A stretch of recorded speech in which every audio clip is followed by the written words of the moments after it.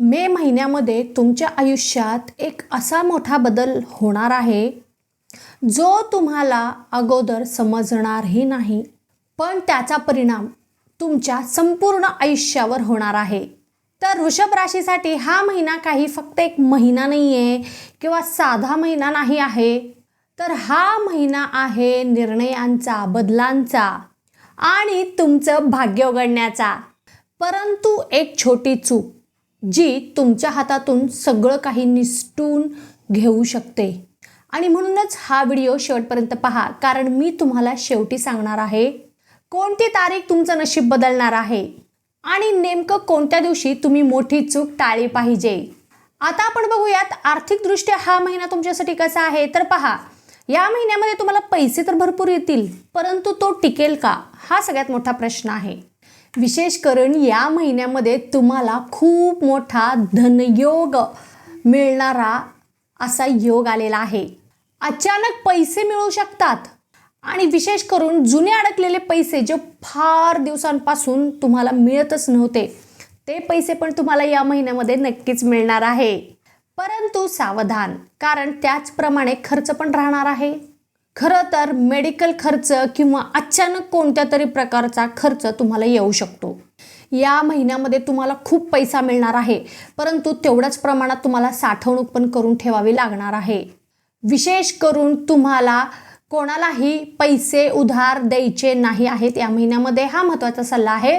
आणि गुंतवणूक करताना थोडासा विचार करून तुम्ही गुंतवणूक करा.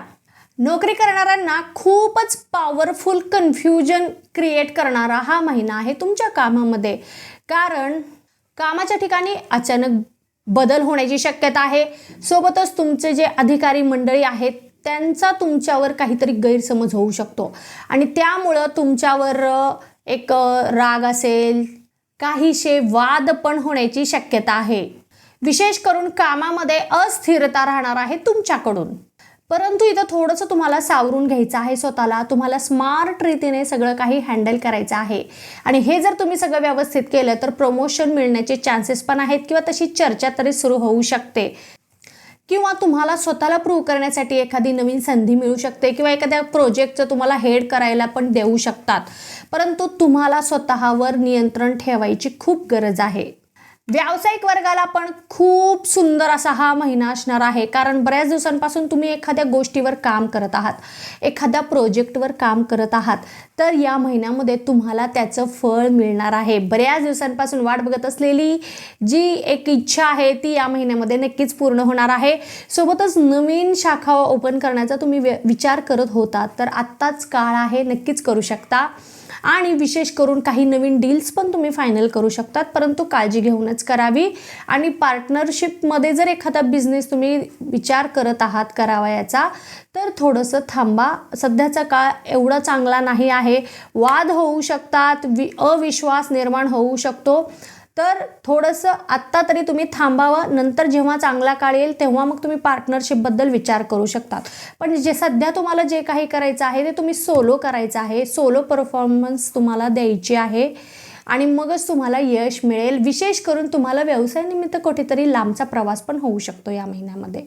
तुमच्यासाठी एक सल्ला आहे की भावनांवर अजिबात कोणतंही काम करू नका. जे कोणतं काम असेल, जे कोणता निर्णय घ्यायचा असेल, व्यवसायाच्या दृष्टीने ते लॉजिकने घ्या, तरच तुम्हाला फायदा मिळेल. या महिन्यामध्ये तुमचं रिलेशनशिप असेल किंवा तुमचं जे काही वैवाहिक जीवन आहे ते कसं असणार आहे, तर थोडासा चढउतार असलेला आहे, कारण तुमच्या प्रेमामध्ये तुम्हाला दुरावा दिसणार आहे. जे कोणी रिलेशनशिपमध्ये आहेत त्यांच्यासाठी काही गैरसमज निर्माण होण्याची शक्यता आहे. तुम्ही तुमच्या पार्टनरबद्दल संशय घेऊ शकता किंवा एखादा व्यक्ती येऊन तुमच्या नात्यामध्ये एखादी गोष्ट सांगून जाईल की त्यामुळे तुम्हाला इनसिक्युअर वाटणार आहे. नक्कीच असं काही घडलं तर मला सांगायला अजिबात विसरायचं नाही आहे. मिसअंडरस्टँडिंग तर क्रिएट होऊ शकते, परंतु नातं तुटेल इथपर्यंत गोष्टी जाऊ शकतात. परंतु जर तुमचं नातं खूपच मजबूत आहे, तुमचं एकमेकांवर खूप विश्वास आहे, तुम्ही खरे आहात नात्यामध्ये, तर नक्कीच ही तुमची टेस्ट आहे, परीक्षा आहे असं म्हणायला हरकत नाही.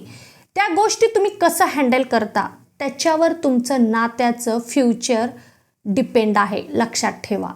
जे कोणी विवाह इच्छुक आहेत त्यांच्यासाठी अचानक काही प्रपोजल्स येतील, परंतु निर्णय घ्यायची घाई करू नका किंवा सध्या तुम्ही निर्णय घेतलात तर ते चुकीचा ठरू शकतो. सावकाश महिन्याच्या शेवटी तुम्ही निर्णय घ्या, थोडासा वेळ द्या, प्रत्येक गोष्ट पहा अनुरूप आहे का नाही, या गोष्टी सगळं काही तुम्ही तपासल्यानंतरच योग्य ते निर्णय घ्या. जे कोणी विवाहित आहेत त्यांच्यासाठी थोडेसे त्यांच्या नात्यामध्ये वाद होऊ शकतात. इगो तुम्हाला त्रास देऊ शकतो किंवा त्याच्यामुळं तुम्ही तुमच्या पार्टनरवर चिडचिड करू शकतात, वाद निर्माण होतात या सगळ्या गोष्टींमुळे. सो तुम्हाला या महिन्यामध्ये स्वतःचा इगो कंट्रोल करायचा आहे, लक्षात ठेवा. या महिन्यात तुमचं कौटुंबिक जीवन कसं असणार आहे तर बघा, गुरु तुम्हाला तुमच्या कुटुंबामध्ये खूपच आनंद देणार आहे. अचानक काही घटना घडतील तुमच्या घरामध्ये की त्यामुळे पण तुम्हाला खूप आनंद वाटेल आणि घरातील सर्व मंडळीही आनंदित राहतील. जसे की एखादा समारंभ घडण्याची शक्यता आहे किंवा घरामध्ये एखादी गुड न्यूज कळेल तुमच्या एखाद्या मंडळी संबंधी. घरातील कुटुंबातील व्यक्ती संदर्भामध्ये, करिअरच्या संदर्भात असू दे, शिक्षणाच्या संदर्भात असू दे, एखादी गुड न्यूज कळाल्यामुळे पण घरामध्ये जिकडे तिकडे आनंद असणार आहे. आणि विशेष करून तुमचं काय होईल की घर आणि काम याच्यामध्ये बॅलन्स सांभाळता थोडीशी चिडचिड होऊ शकते. परंतु तुम्हाला या सगळ्यांमधून पण घरासाठी, घरातील व्यक्तींसाठी थोडासा वेळ काढावा लागणार आहे. नाहीतर लक्षात ठेवा ती मंडळी तुमच्यावर नाराज पण होऊ शकतात. तर फॅमिलीसाठी थोडासा टाईम.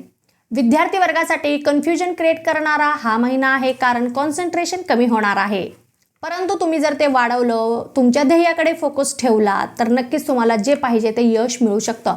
विशेष करून जे कोणी स्पर्धा परीक्षेची तयारी करत आहेत त्यांच्यासाठी काहीतरी नवीन गोष्टी शिकावयाला मिळतील किंवा नवीन मेंटॉर तुम्हाला तुमच्या जीवनामध्ये एंटर करतील.